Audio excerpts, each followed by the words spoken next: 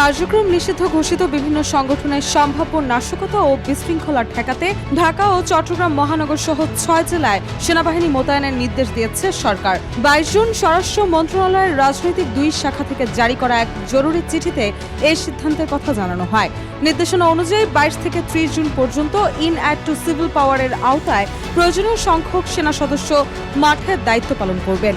সরকারের ভাষ্য, বেআইনি মিছিল, শোডাউন ও উস্কানিমূলক কর্মসূচির কারণে আইন শৃঙ্খলা পরিস্থিতির অবনতি এবং জানমালের ক্ষতির আশঙ্কা রয়েছে।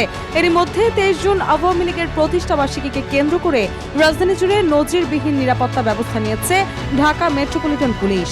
দলটির প্রতিষ্ঠাবার্ষিকীর বিভিন্ন কর্মসূচিকে কেন্দ্র করে যেকোনো ধরনের অপ্রীতিকর ঘটনা এড়াতে এবং নগরের নিরাপত্তা বজায় রাখতে পুরো ঢাকাকে নিরাপত্তার চাদরে ঢেকে ফেলার পরিকল্পনা নেওয়া হয়েছে।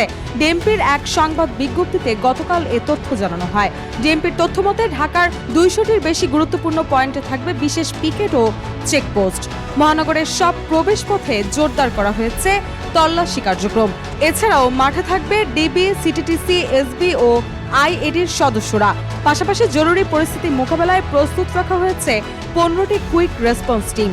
একই সঙ্গে রাজধানীর নিরাপত্তা নিশ্চিতে দায়িত্ব পালন করবেন 18,000-এর বেশি পুলিশ সদস্য।